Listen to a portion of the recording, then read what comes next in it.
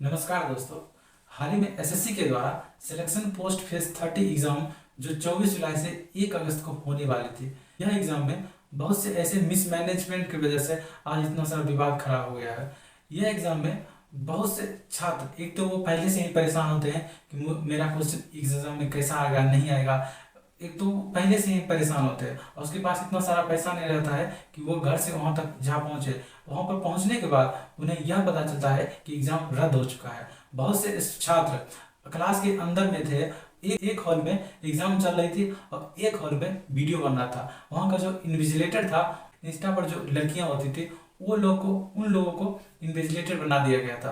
कुछ छात्रों का यह भी कहना था कि वहाँ का जो सिस्टम है वो सही से वर्क नहीं कर रहा था, सही से कीवर्ड नहीं काम करता, सही से लैपटॉप वगैरह, सही से कंप्यूटर काम नहीं करता, जो सिस्टम थे उसमें फ्लैक्चुएट हो रहा था, सही से माउस काम नहीं करता। जैसे मिस मैनेजमेंट की वजह से बहुत से स्टूडेंट का, उन लोगों ने ये सब देखने के बाद उस सभी छात्रों ने एकजुटता होकर आवाज उठाने का जब प्रयास किया तो उन लोगों पर लाठियां चार्ज कराई गई। और उसके बाद जब इन लोगों ने और भी एग्रेसिवली इन्होंने शांतिपूर्ण तरीके से एकजुट होकर आवाज उठाने का प्रयास किया तो इसके ऊपर बाउंसर्स लगवा दिए गए ताकि ये लोग प्रोटेस्ट ना कर पाए और इतना भगदड़ ना मचे। सभी छात्रों ने, सभी टीचरों ने उस सभी बच्चों के साथ मिलकर प्रोटेस्ट किया।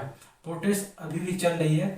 एसएससी के द्वारा जब तक ये एग्जाम रिफॉर्म एग्जाम नहीं हो जाता तब तक ये प्रोटेस्ट चलती रहेगी, क्योंकि आज ये हजारों बच्चों के साथ, लाखों बच्चों के साथ इस तरह से मिसमैनेज की वजह से इस तरह के विवाद हो रहे हैं। सोचो उन विद्यार्थियों का आखिर क्या कसूर है जिसने सालों भर, एक साल, दो साल तक मेहनत किया।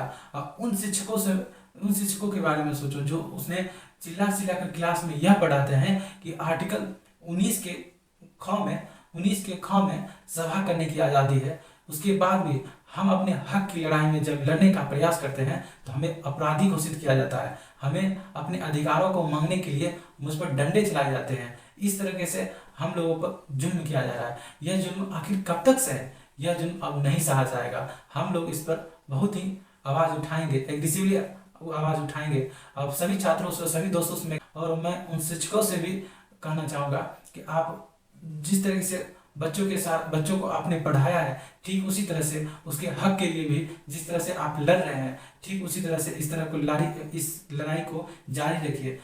आज दिल्ली में हो रहा, कल हरियाणा में होगा, परसों कहीं और होगा, प्रयागराज में होगा, फिर पटना में होगा।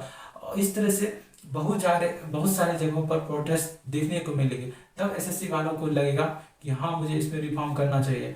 मैं एसएससी वालों से कहना चाहूँगा, सुधर जाओ, नहीं तो आज ये इतने छोटे स्तर पर हो, यह सिर्फ दिल्ली में ही देखने को मिल रहा है। कल जब पूरे भारत लेवल पर यह फैल जाएगा, अलग अलग राज्यों से इस तरह से प्रोटेस्ट देखने को मिलेगा, तब आपको समझना पड़ेगा। इसलिए अभी भी समझ जाइए, जब छात्र अपने आप पर आ जाएंगे तब इसको रोक नहीं पाएंगे। यह आपकी थोड़ी सी लापरवाही के कारण, चंद पैसों के कारण आपने इस तरह के घटिया मैनेजमेंट को दिया। और बच्चों को जिस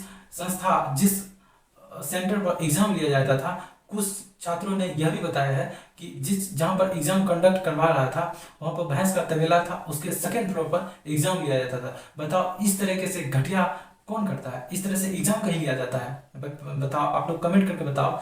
इस तरह के घटिया मिसमैनेजमेंट अब हम लोग नहीं सहेंगे। हम इसके खिलाफ आवाज़ अवश्य उठाएंगे। जब तक आवाज़ नहीं उठाओगे तब तक आप इस तरह से धक्के मुक्की खाते रहोगे दोस्तों।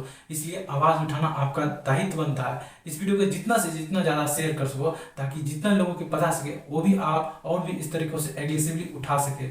जब तक ये आवाज़ हर एक यूट्यूबर, छोटे से बड़े क्रिएटर नहीं उठाएंगे तब तक उसको ये कान में गूंजेगी नहीं बात कि हाँ, मुझे इस पर रिफॉर्म करना चाहिए, ये एग्ज़ाम फिर से होना चाहिए।